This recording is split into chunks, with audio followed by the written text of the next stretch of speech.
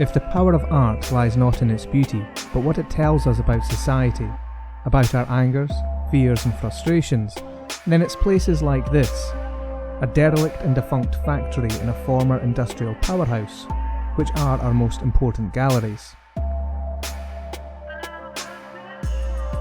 Illicit and illegal, the art here is subversive by its very nature.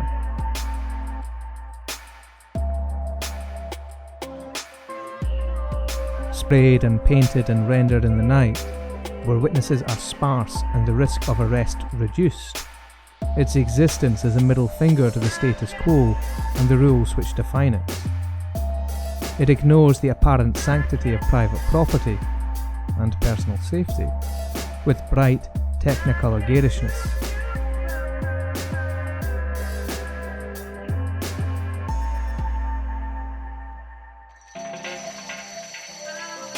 And in places like this, it is hidden, just a few meters from the outside world, but almost completely invisible to it.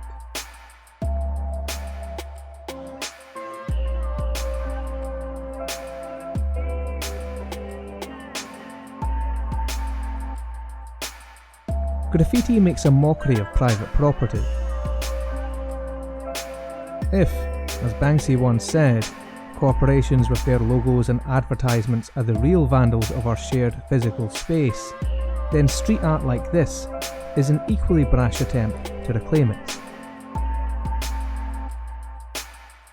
Why? It makes us ask ourselves, do some get to dominate the spaces in which we live our lives, lambasting us with their crude logos and cynical desire to turn nothing more than a profit? Places like this are society's way of having a conversation with itself. Culture versus subculture, the accepted versus the unacceptable.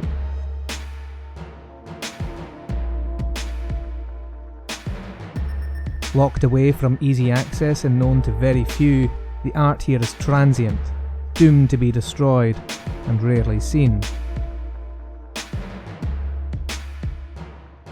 Dank, crumbling walls, the smell of disintegrating concrete and bird excrement are everywhere. These wall-sized murals are doomed with the inevitable demolition of the site.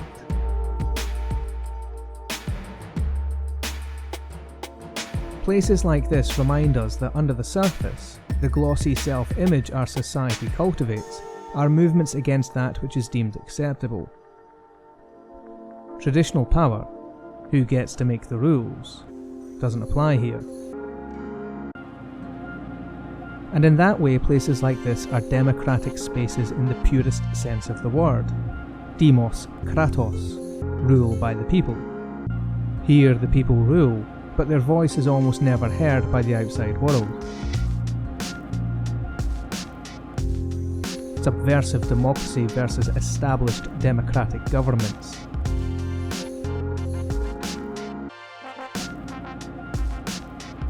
This place offers no real answers to the questions which it raises, but that's hardly the point. It's raising those questions which matter because it is that which forces us to think, to reassess, and to improve.